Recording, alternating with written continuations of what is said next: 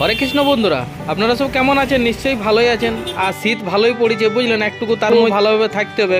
তো আমি আজকে চলে এসেছি কলকাতা থেকে সামনেই হাওড়া জেলার বেলুর মঠ।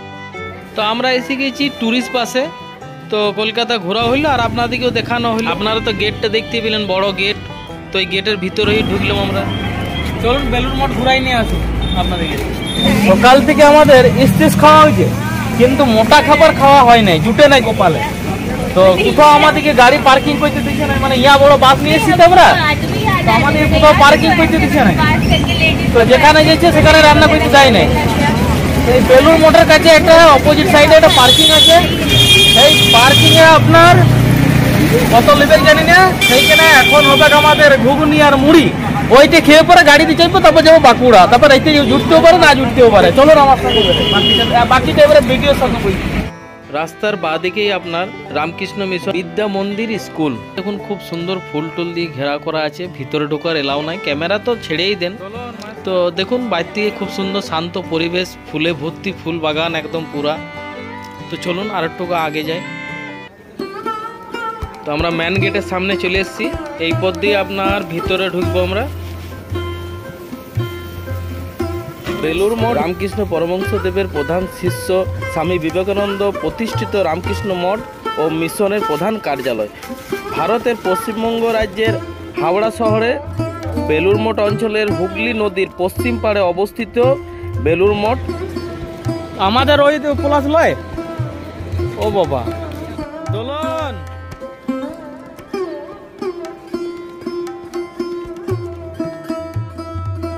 স্বামী বিবেকানন্দ জীবনের শেষ দিনগুলি বেলুর মঠে কেটেছিল।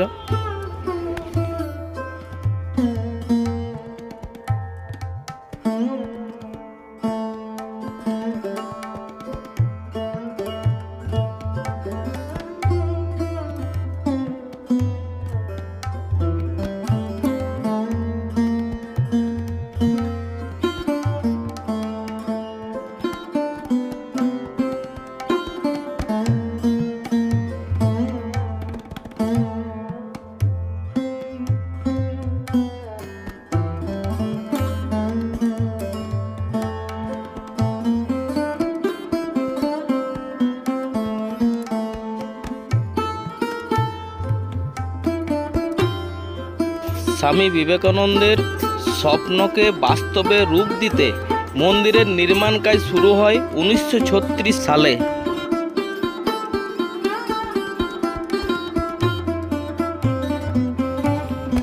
সব সময়তেই প্রায় এরকমই ভিড় থাকে। তাছাড়া আপনার শীতকালে বেশি ভিড় হয় এই মঠে।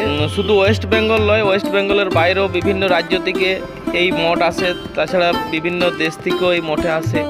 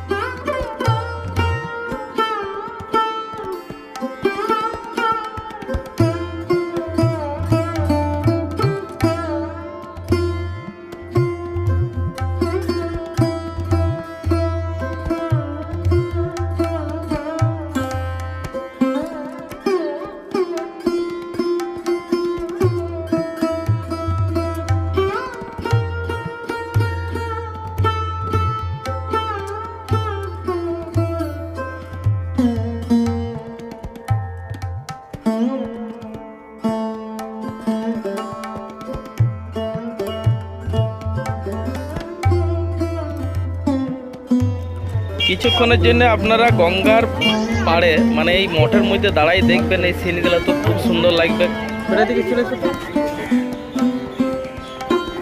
এই যে আপনার অফিস ঘর, এইখানে আপনি প্রসাদের কুপন পেয়ে যাবেন 9টা থেকে 11টার মধ্যে।